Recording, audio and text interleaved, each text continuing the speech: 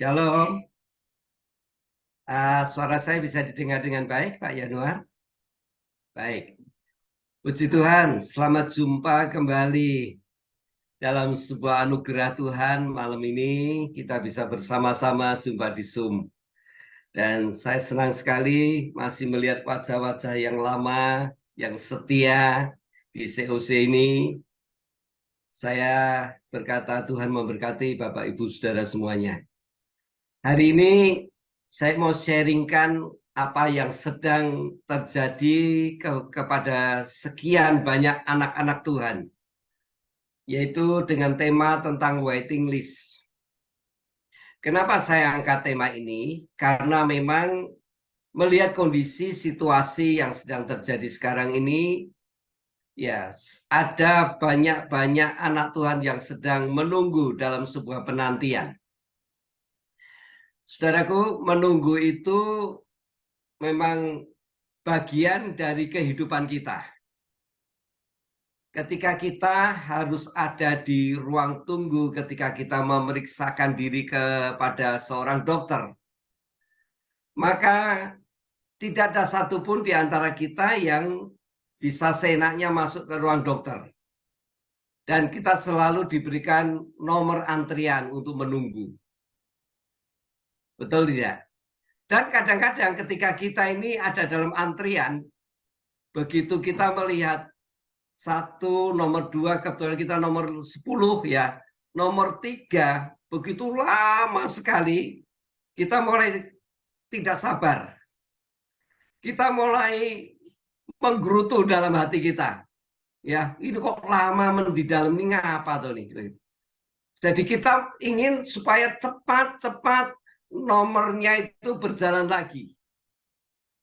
Nah, begitu juga ketika kita antri membeli sesuatu, misalnya kita membeli pakaian, membeli sesuatu di Alfamart atau di Indomaret, ya antrian begitu panjang gitu. Nah, mau tidak mau kita harus berdiri di tempat-tempat di mana kita harus ngantri. Nah, kata menunggu itu sesuatu yang selalu kita temui dalam hidup ini. Apapun setiap hari kita akan menemukan dengan peristiwa menunggu. Nah, ada banyak orang-orang yang tidak sabar ya ketika harus menunggu, mengantri, ya ketika akan masuk pesawat dan semuanya. Satu waktu saya pernah punya pengalaman, ya nomor saya itu nomor 6, ya nomor 6, 6 atau 7 begitu. Nah, saya pikir ya di tempat semua sudah ngantri dipanggil pesawat nomor sekian akan terbang ya. Oh, semua berdiri semuanya. Nah, saya pikir bahwa di sebelah kanan saya ini kenapa hanya ada 5 orang? Padahal di antrian saya itu panjang sekali, kira-kira 30 orang. Saya ada di urutan 25. Padahal nomor saya nomor kecil. Lalu saya nyelonong aja ke antrian sebelah kanan saya yang isinya hanya 5 orang tadi. Nah, begitu satu-satu sama petugas itu bandara dipersilakan masuk, tiba giliran saya ditolak. Loh, saya kan nomor kecil, nomor 6. Enggak, Pak, ini hanya nomor 1 sampai 5. Nomor 6 sampai nomor yang 20 sekian itu di sebelah kiri Bapak ini. Di tempat antrian saya tadi yang pertama tadi loh. Waduh, jadi saya harus ngantri dari belakang lagi. Yang tadinya saya antri nomor 20-an sekian, saya dari ngantri yang lebih dari panjang lagi. Semua itu terjadi karena apa? Karena ketidaksabaran saya dalam proses menunggu. Nah, coba kita renungkan setiap hari hal-hal apa yang terjadi dalam hidup kita. Ketika kita dihadapkan proses menunggu, sering kali muncul ketidaksabaran kita di situ. Apapun, dalam apapun, ya, dalam ngantri apapun, sering kali kita menunjukkan ketidaksabaran kita. Bapak Ibu Saudara yang saya kasih dalam Tuhan, hari ini kita akan belajar ya tentang mengapa Tuhan izinkan kita harus ada di balik ruang tunggu atau waiting list. Waiting list-nya Tuhan. Sebenarnya, kalau kita mau memahami dari kacamata firman Tuhan, maka kita akan menemukan banyak keuntungan-keuntungan rohani ketika kita ada di ruang tunggunya Tuhan. Misalnya, ketika kita di ruang tunggunya Tuhan, sebenarnya Tuhan sedang memperbarui kekuatan kita.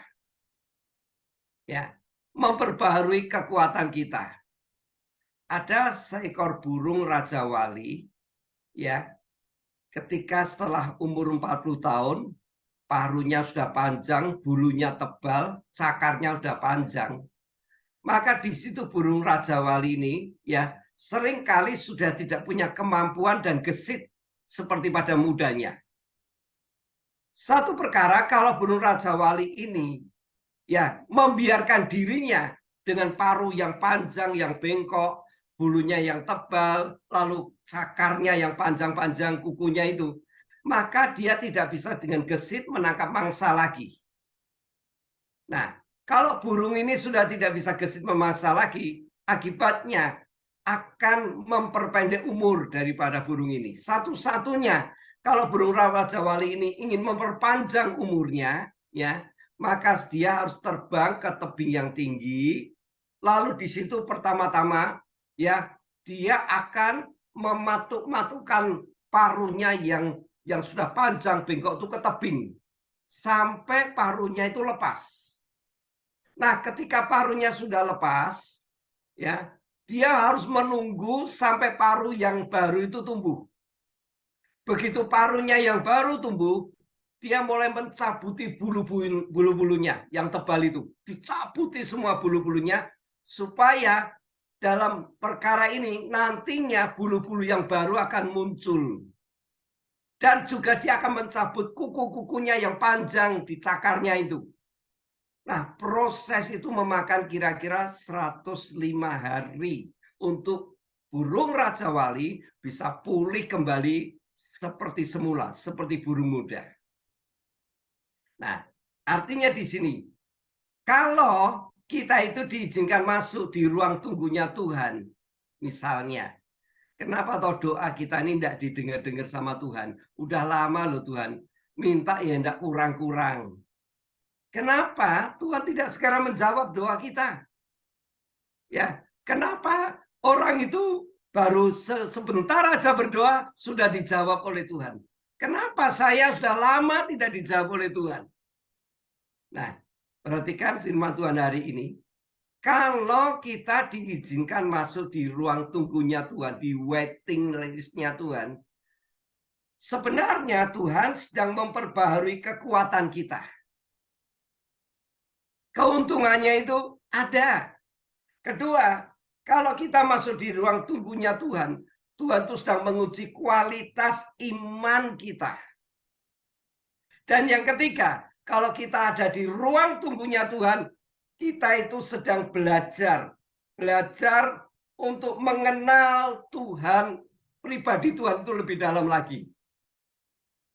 Masih banyak sekali keuntungan-keuntungan rohani yang kita bisa temukan kalau kita ini ada di ruang tunggunya Tuhan. Nah, hari ini saya akan mengajak Bapak, Ibu, Saudara melihat sebuah kebenaran, yaitu ketika kita ada dalam ruang tunggunya Tuhan, Tuhan sedang mengajar kita, mendidik kita untuk memiliki kualitas iman. Kata kualitas itu berbicara tentang mutu. Kualitas itu berbicara tentang kadar. Tingkat kadar yang baik atau buruk sebuah logam mulia itu tergantung kadarnya. Kadar 18 itu adalah logam mulia yang tingkatnya mudah. Tapi yang 24 karat itu adalah kadar logam mulia yang tua, yang baik. Kualitas juga berbicara tentang derajat atau taraf. Nah, di dalam dunia industri dikenal dengan istilah nama quality control. Apa itu quality control? Quality control itu adalah sebuah departemen atau divisi yang memiliki tugas menguji sebuah produk agar produk itu punya standar atau punya mutu atau punya spek, punya taraf sesuai yang diterapkan dalam perusahaan itu sebelum dilepas ke pasaran. Jadi quality control itu sangat diperlukan. Karena quality control itu dilakukan untuk memastikan bahwa produk yang dihasilkan memiliki kualitas sesuai yang telah ditetapkan. Demikian pula iman kita, Bapak Ibu Saudara. Alkitab menulis tentang adanya iman, yaitu kualitas iman. Untuk mengetahui kualitas iman kita, salah satunya setiap kita harus mau tidak mau masuk dalam ujian iman. Nah, ujian iman ini didapatkan dalam hidup kita ketika kita ada di ruang tunggunya Tuhan. Di ruang tunggu Allah, di ruang tunggunya Tuhan ini adalah tempat pengujian yang terbaik iman anak-anaknya. Apa mereka mau tetap percaya kepada Tuhan atau ragu kepada janji Tuhan? Mereka menganggap Tuhan itu lupa kepada janjinya, ya, atau anak-anak Tuhan itu percaya janji Tuhan itu pasti akan datang dalam hidupnya. Ketika Tuhan tidak segera menjawab seruan doa anak-anaknya dan anak-anaknya mulai meragukan Tuhan, tidak sedikit banyak anak-anak Tuhan yang gugur ketika ada di ruang tunggunya Tuhan. Jadi, perhatikan baik-baik. Tuhan pasti memakai ruang tunggunya, waiting list-nya, tempat ruang tunggunya Tuhan itu akan dipakai untuk menguji kualitas iman kita. Setiap kita akan dibawa masuk ke ruang tunggunya Tuhan. Belum pernah atau sudah pernah, ya, semua kita pasti akan dibawa masuk ke ruang tunggunya Tuhan. Dengarkan baik-baik, ketahui hal ini. Ketika Tuhan berkata tunggu, bukan berarti Tuhan tidak mampu. Amin. Amin. Bukan berarti Tuhan tidak mampu. Ketika Tuhan berkata tunggu, bukan karena ia tidak tahu. Ketika Tuhan berkata tunggu, bukan berarti Tuhan membiarkan kita. Bukan. Tapi Tuhan sedang melatih iman kita pada tingkatan yang baru. Nah, catat baik-baik ini. Ketika kita, Tuhan ngomong tunggu, sabar, Tuhan itu sedang melatih dan menaikkan iman kita kepada tingkatan yang lebih tinggi. Jadi jangan buru-buru untuk kita memvonis bahwa Tuhan itu lupa dengan saya, Tuhan itu tidak peduli dengan saya. Bukan seperti itu. Tuhan itu tidak mampu, Tuhan itu tidak bisa, bukan. Tapi Tuhan sedang melatih kita untuk kita dibawa naik ke tingkatan yang baru dalam sebuah kualitas iman kita.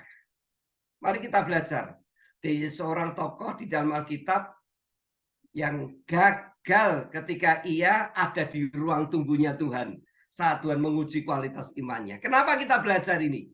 Supaya kita jangan gagal ketika kita dibawa masuk ke ruang tunggunya Tuhan. Ingat ya, ada banyak keuntungan-keuntungan ketika kita ada dalam ruang tunggunya Tuhan.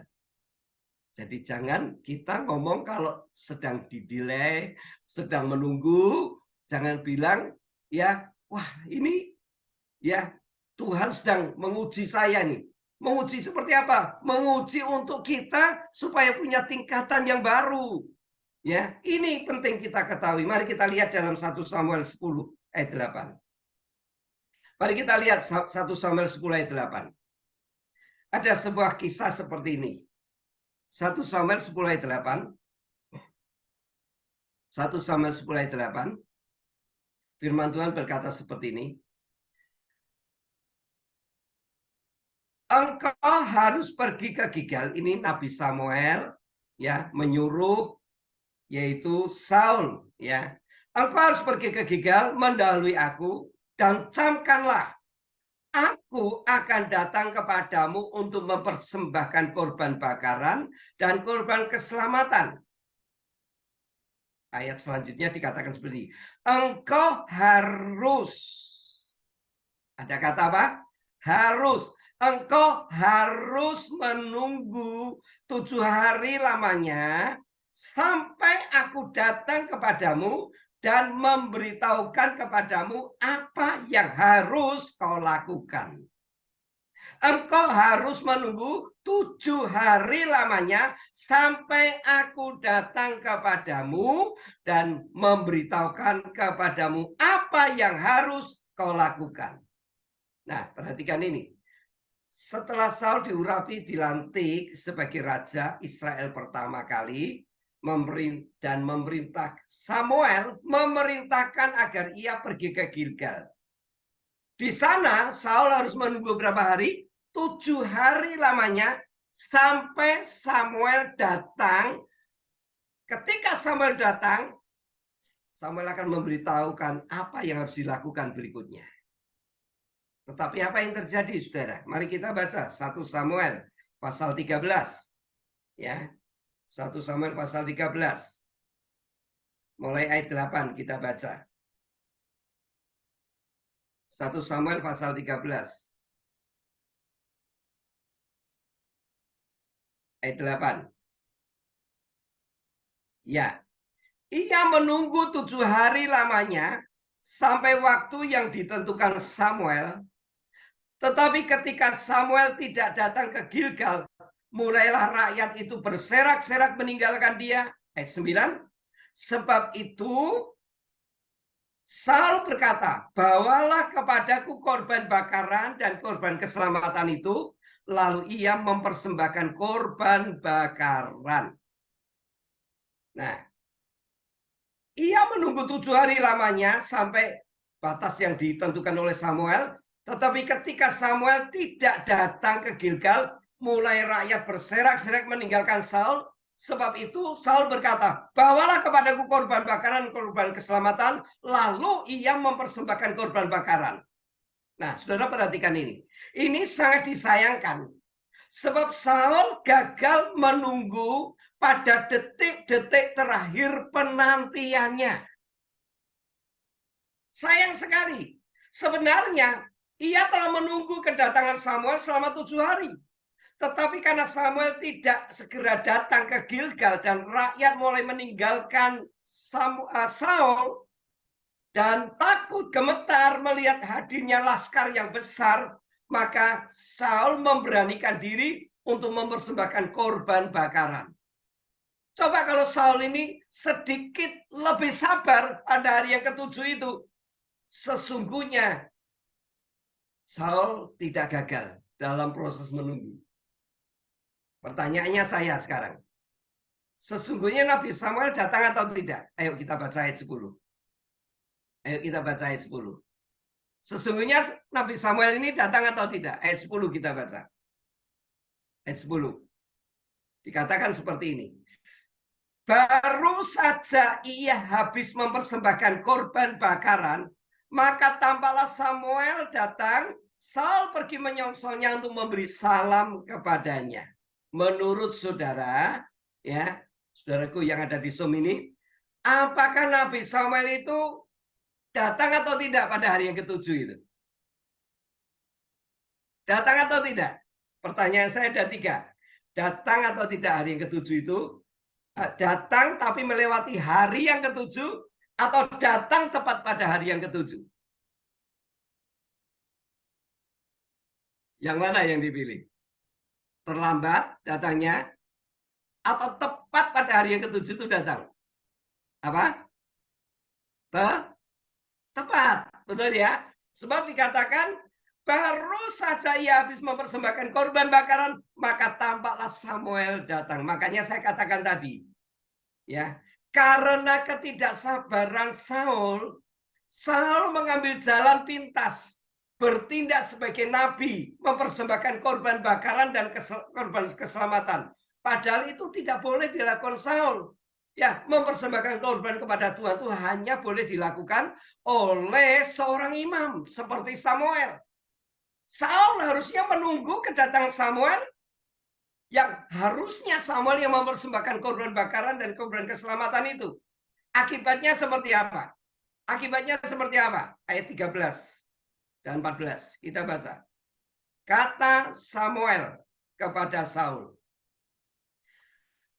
perbuatanmu itu bodoh. Perbuatanmu itu bodoh. Engkau tidak mengikuti perintah Tuhan Allahmu yang diperintahkannya kepadamu. Sebab sedianya Tuhan mengokohkan kerajaanmu atas orang Israel untuk selama-lamanya. Tapi sekarang kerajaanmu tidak akan tetap. Tuhan telah memilih seorang yang berkenan di hatinya, dan Tuhan telah menunjuk dia menjadi raja atas umatnya, karena engkau tidak mengikuti apa yang diperintahkan Tuhan kepadamu. Kita perhatikan kembali. Pelajaran apa yang kita dapat ya petik di kisah ini? Pelajaran apa? Saudara, yang pertama, ketika kita diizinkan di ruang tunggunya Tuhan, ingat ya, ingat.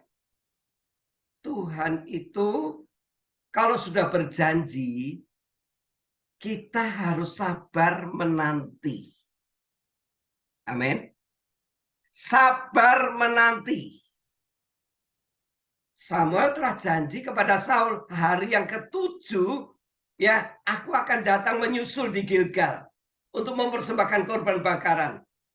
Dan serta akan memberitahukan kepadamu apa yang harus dilakukan sesuai dengan perintah Tuhan. Namun sayang, Saul berhenti menanti. Ketika dia ada di ruang tunggunya Tuhan, ia tidak sabar melangkah dengan caranya sendiri sebelum janji itu digenapi. Ada banyak anak Tuhan gagal untuk menerima janji Tuhan. Kenapa? Salah satu alasannya adalah tidak sabar dalam menanti janji Tuhan, lalu mengambil jalan pintas seperti Saul. Nah, ayo kita renungkan baik-baik. Benarkah hal ini sering terjadi, pernah terjadi dalam hidup kita? Karena ketidaksabaran kita kehilangan kesempatan yang Tuhan berikan. Jadi, Tuhan mau mengingatkan kepada kita hari ini, ketika kita ada di ruang tunggunya Tuhan, jangan berhenti untuk menantikan janji Tuhan sebelum janji itu digenapi. Jangan pernah mengambil jalan pintas. Tetaplah setia di ruang tunggu sampai seluruh janji itu menjadi kenyataan. Dan percayalah bahwa Tuhan tidak pernah mengulur-ngulur waktu untuk menolong anak-anaknya. Pasti Tuhan tepat waktu. Pasti Tuhan tepat waktu. Masalahnya ketika kita ada di ruang tunggunya Tuhan, Tuhan itu sedang menguji kita seperti apa kualitas iman kita. Yang kedua, pelajaran apa yang kita dapatkan dalam ruang tunggunya Tuhan ini? Dengar ini, tetaplah percaya sebab kita memiliki Tuhan yang berkuasa melaksanakan apa yang Tuhan janjikan, sekalipun itu mustahil bagi kita. Coba kita lihat ayat 11 dan 12 di firman Tuhan tadi. Ya, di firman Tuhan tadi, ayat 11 12. Tetapi kata Samuel, apa yang telah kau perbuat? Jawab Saul, karena aku melihat rakyat itu berserak-serak meninggalkan aku, dan engkau tidak datang pada waktu yang telah ditentukan.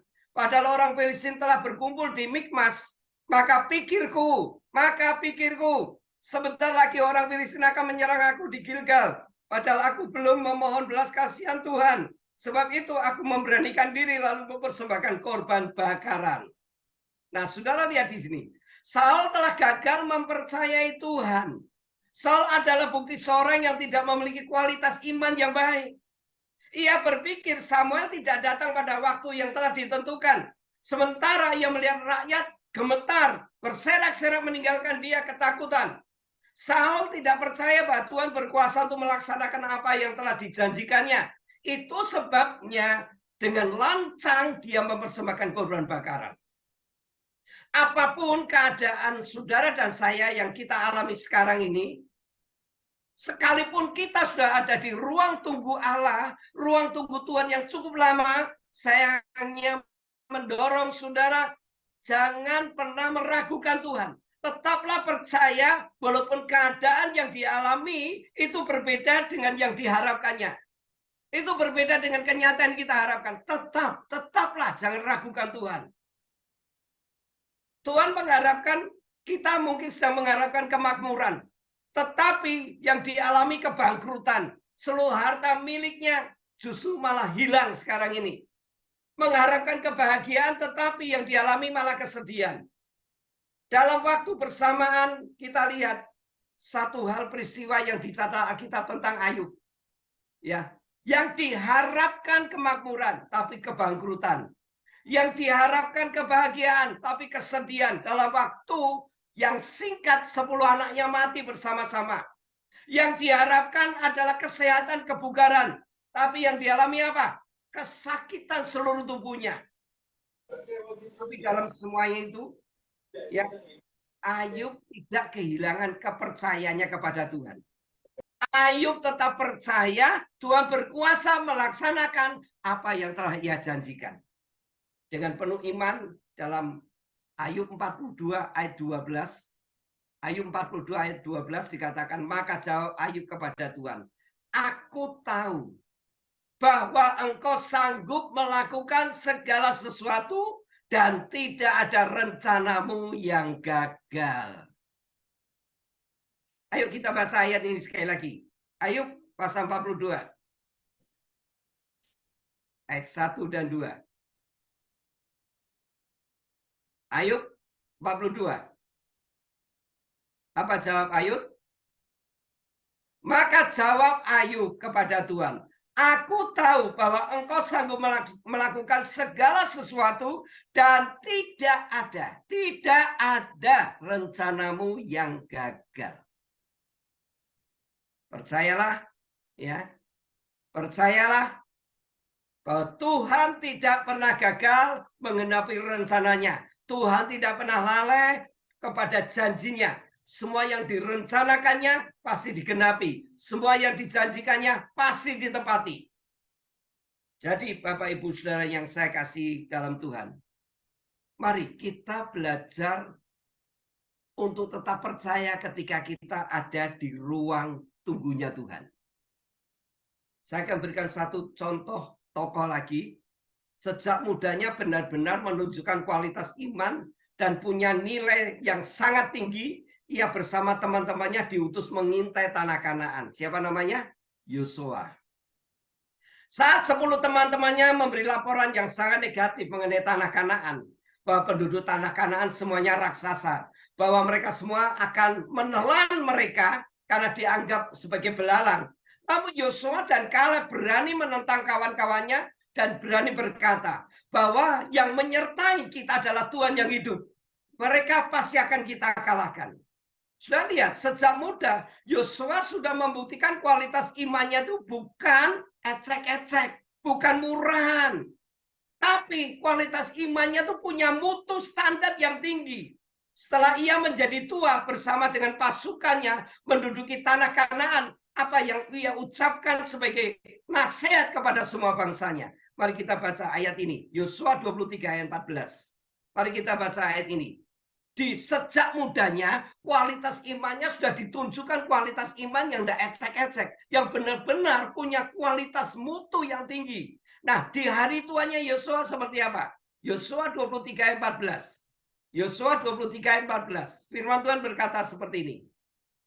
Maka sekarang, sebentar lagi aku akan menempuh jalan segala yang fana.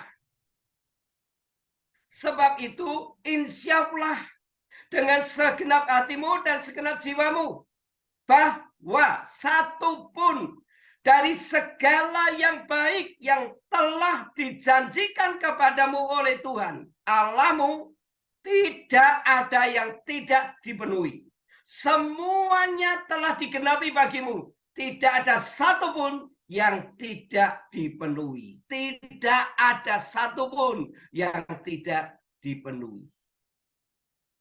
Saudara, ini sesuatu firman Tuhan yang luar biasa yang disampaikan Yosua di hari tuanya, karena dia bisa menjaga mutu kualitas imannya. Ketika dia masuk di ruang tunggunya Tuhan, dia tidak meragukan Tuhan, dia tetap percaya kepada Tuhan. Apa yang terjadi?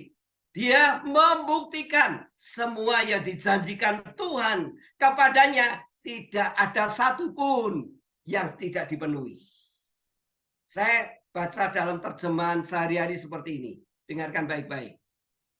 Sesungguhnya sebentar lagi aku akan menempuh jalan yang fana. Ketahuilah dengan segenap hatimu dan segenap jiwamu bahwa tidak ada satupun yang gagal dari semua perkataan yang baik yang telah Allahmu janjikan kepadamu. Semua telah digenapi bagimu. Tidak ada satupun yang gagal.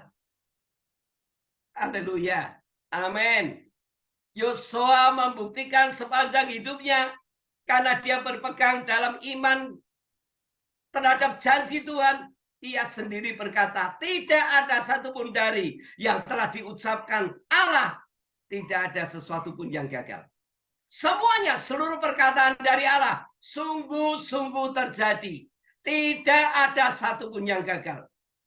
Seorang yang memiliki kualitas iman seperti Yosua, pasti akan mengalami persis seperti yang dialami Yosua. Persis yang akan dialami Yosua tadi. Jadi Bapak Ibu Saudara yang saya kasih dalam Tuhan, kalau kita sedang dimasukkan dalam ruang tunggunya Tuhan, mari saudara, ingat baik-baik malam ini, Tuhan sedang menguji kualitas iman kita. Tuhan sedang ingin membawa kita kepada sebuah tingkatan yang baru. Jadi jangan kita gampang mengambil jalan pintas. Jangan kita mengambil bagian yang memang itu bukan milik kita. Itu bukan dipercayakan kepada kita. Tetaplah setia. Tetaplah pegang janji Allah sekalipun belum melihat. Saya akan tutup dengan sebuah kesaksian. Kesaksian ini baru sedang dialami oleh jemaat yang saya layani.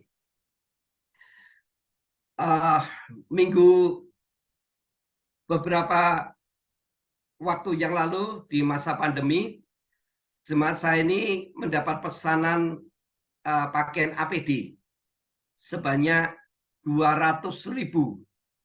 200.000. Apa yang terjadi? Yang pesan ini bukan orang yang sembarangan, ya, orang yang penting, orang penting ini.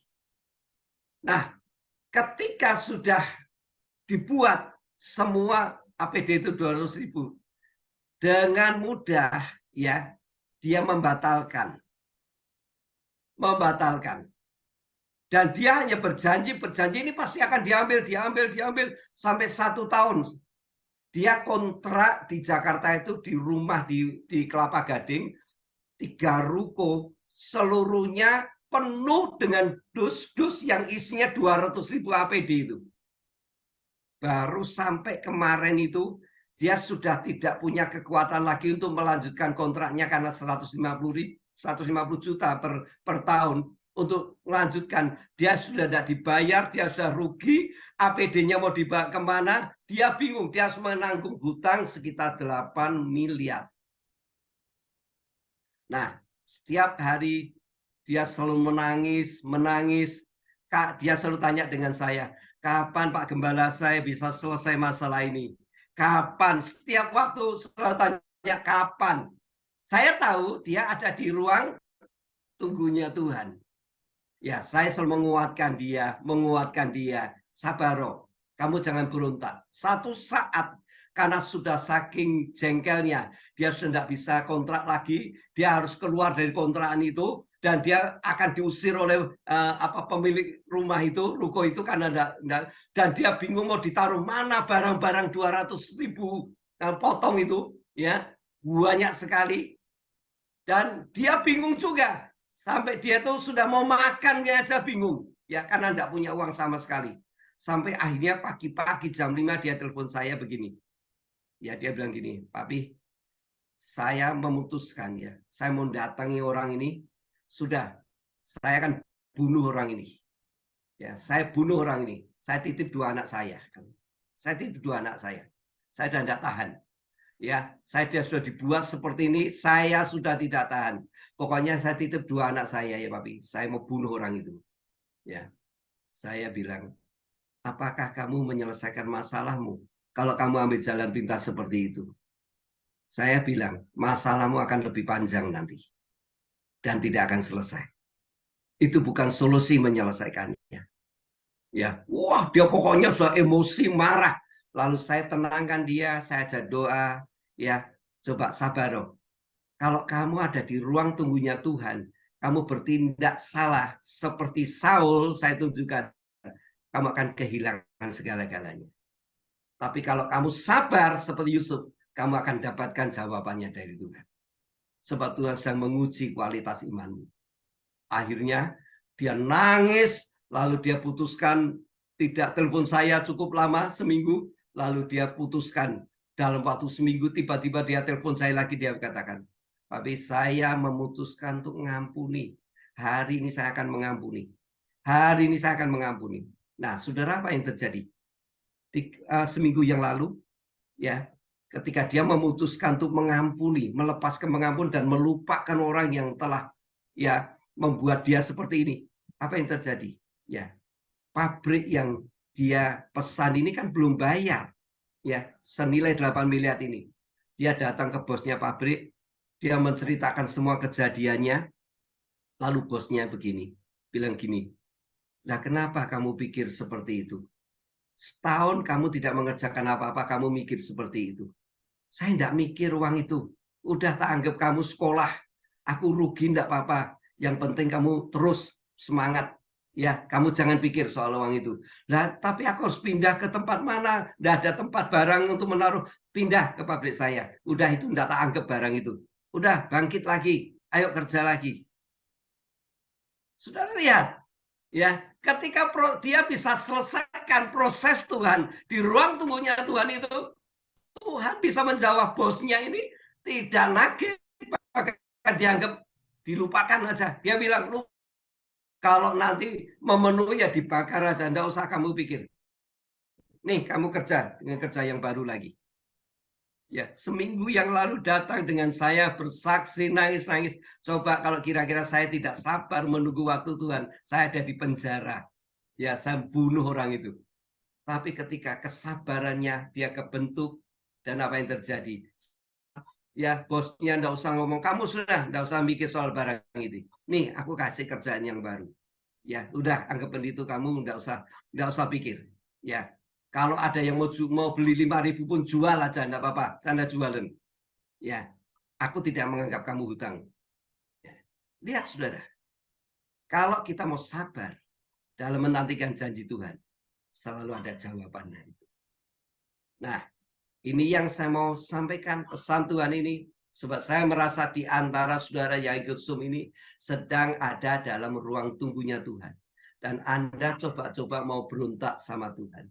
Kalau Anda mendengar suara Tuhan hari ini, Anda jangan lakukan itu. Sebab ada proses yang harus Anda selesaikan. Dan ketika Anda mau sabar, Anda akan menemukan janji Tuhan itu datang dalam hidup Anda. Amin.